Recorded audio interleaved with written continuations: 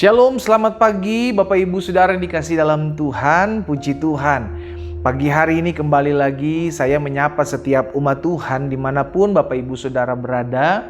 Secara khusus setiap kita yang hari ini kembali mengambil waktu untuk merenungkan firman Tuhan. Baik ada yang merenungkan di waktu pagi, juga ada yang mau merenungkan juga pada saat hendak beristirahat. Saudara yang dikasihi dalam Tuhan, saya percaya firman Tuhan mengingatkan buat setiap kita, carilah kerajaan Allah serta kebenaran yang terlebih dahulu. Berarti sikap hati kita mengerti bahwa Tuhan mau setiap kita mencari Tuhan, setiap kita beribadah kepada Tuhan, setiap kita memiliki hati yang mengasihi Tuhan lebih daripada segala-galanya.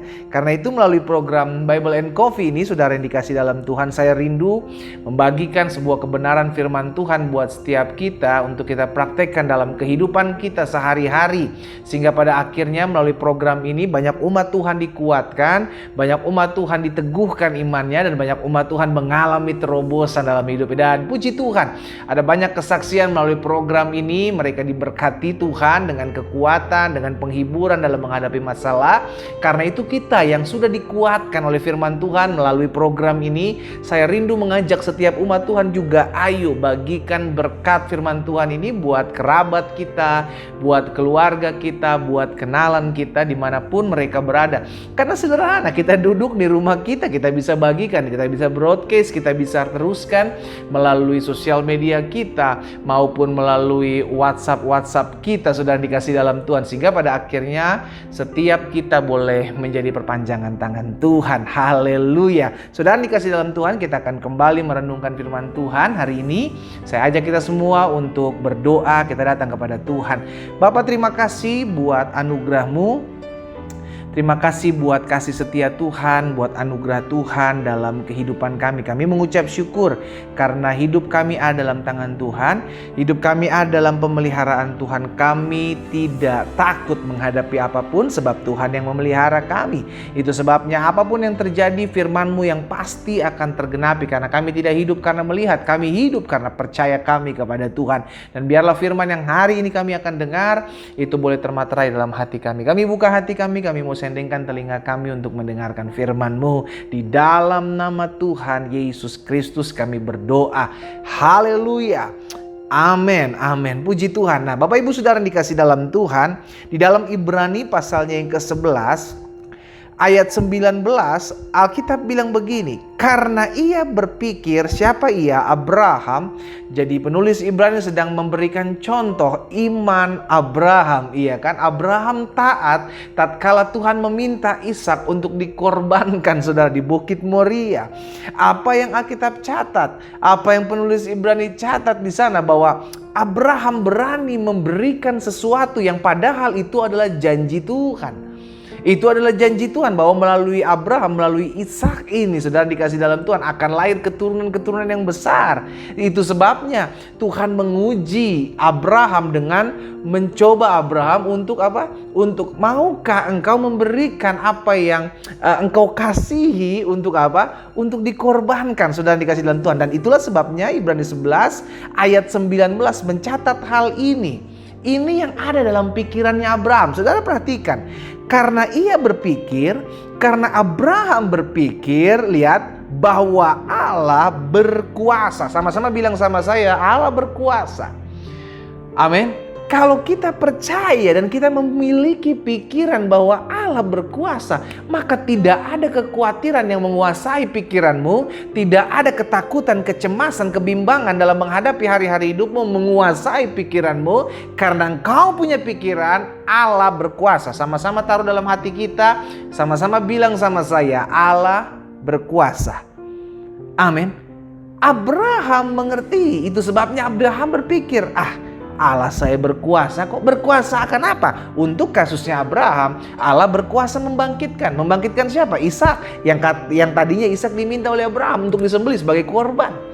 Abraham punya pikiran, ya udah, sekalipun dia mati, Abraham percaya bahwa Tuhan sanggup kok membangkitkan orang mati, iya kan? Tapi kalau setiap kita yang mungkin sedang terpuruk dalam ekonomi, sedang sakit, dalam kondisi sedang lemah tubuh, kita percaya bahwa Allah berkuasa memulihkan sakit penyakit saya, memulihkan kesehatan saya, memulihkan rumah tangga saya. Allah berkuasa untuk memulihkan perekonomian saya. Allah berkuasa untuk memulihkan pekerjaan saya. Allah berkuasa dalam segala sesuatu. Itu yang harus ada dalam pikiran saudara dan saya. Alkitab bilang karena Abraham berpikir bahwa Allah berkuasa membangkitkan orang-orang sekalipun dari antara orang mati. Dan dari sana ia seakan-akan telah menerimanya kembali. Lihat saudara, dimulai dari pikiran. Karena pikiran adalah pusat peperangan kita. Iblis seringkali mengintimidasi kita melalui pikiran. Sehingga akhirnya kita mulai berpikir, aduh bener ya kayaknya Tuhan gak bisa deh tolong saya.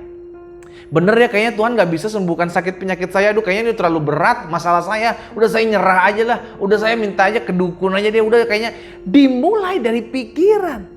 Itu sebabnya hari ini saya mau mengingatkan kepada setiap kita. Kita harus menangkan pikiran kita terlebih dahulu. Sama-sama bilang sama saya harus menangkan pikiran saya. Makanya Rasul Paulus bilang dalam Filipi 4 ayat 8. Kita tahu bersama ayat ini saudara. Jadi akhirnya saudara-saudara, semua yang benar, lihat, semua yang mulia, semua yang adil, semua yang suci, semua yang manis, semua sedap didengar, semua yang disebut kebajikan dan patut dipuji, apa Paulus bilang? Pikirkanlah semuanya itu. Berarti hari ini kita mengerti bahwa segala sesuatu dimulai dari pikiran kita. Kalau kita bilang bahwa nggak mungkin, nggak bisa, itulah yang terjadi. Karena semua dimulai dari pikiran kita. Dan pikiran kita adalah pusat peperangan. Iya kan? Sehingga akhir dari mulai pikiran kita, action kita, tindakan kita akan sama seperti apa yang kita mulai dengan pikiran kita. Ada orang yang berpikir, gak mungkin rumah tangga saya bisa dipulihkan. Akhirnya sikapnya adalah sikap seseorang yang merasa dirinya atau rumah tangganya tidak lagi bisa dipulihkan. Dia mulai patah hati, dia mulai hilang semangat, dia mulai hilang gairah hidup. Ujung-ujungnya iblis akan menghakimi, ujung-ujungnya iblis akan mengambil kehidupannya. Hati-hati dengan pikiran kita. Karena itu hari ini saya mau mengingatkan buat setiap kita mulai hari ini. Ketika kita mendengarkan firman Tuhan, renungan pada hari ini, kita mau sama-sama katakan, saya harus menangkan pikiran saya. Karena dimulai dari pikiran setiap kita akan lahir tindakan sesuai dengan apa yang kita pikirkan. Saudara, semua dimulai dari pikiran. Apa yang kau lakukan semua dimulai dari medan pikiran. Kalau pikiran kita keliru, maka actionnya, tindakan kita pun akan menjadi tindakan keliru. Pikiran kita stres, maka tindakan kita adalah tindakan orang stres.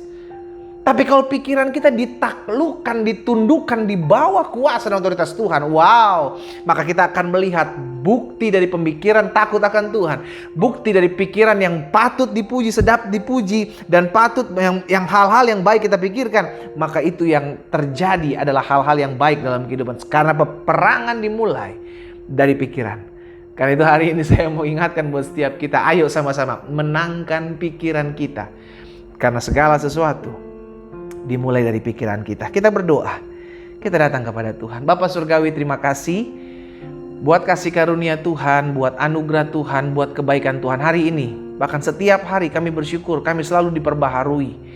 Sehingga cara berpikir kami, cara hidup kami selalu memuliakan nama Tuhan. Betul kami belum sempurna, tapi kami siap dan mau disempurnakan. Firman-Mu yang menyempurnakan kami, Firman-Mu yang membersihkan hidup kami. Roh Kudus, hamba berdoa buat setiap umat Tuhan dimanapun mereka berada. Sehingga setiap mereka mulai hari ini tetap terus hidup dalam pikiran yang benar di hadapan Tuhan. Hidup dalam pikiran yang takut akan Tuhan. Dan hidup dalam pikiran yang memikirkan bahwa Allah adalah Allah yang berkuasa. Hamba berdoa buat setiap umat Tuhan yang hari-hari ini Tuhan lihat mengalami pergumulan dan sudah hampir-hampir menyerah. Mereka yang hari-hari mengalami tantangan, masalah dalam kehidupan mereka, dan mereka mulai berpikir dalam pikiran mereka hampir-hampir menyerah. Hamba berdoa dalam nama Yesus, Tuhan beri kekuatan, Tuhan beri penghiburan, sehingga mulai hari ini pikiran yang baik, pikiran yang benar, pikiran yang memuliakan Tuhan, pikiran yang mengandalkan Tuhan, itu adalah pikiran setiap kita. Di dalam nama Tuhan Yesus kami berdoa. Haleluya. Amin, amin. Kita nikmati kopi kita, saudara. Haleluya. Mulai pikirkan apa yang baik. Mulai di pikiran kita, kita taruh sesuatu yang membangun. Ingatlah dalam pikiran kita, taruh bahwa Allah itu adalah Allah yang berkuasa. Karena action tindakan kita adalah dimulai dari apa yang menjadi pikiran kita. Tuhan Yesus memberkati setiap kita.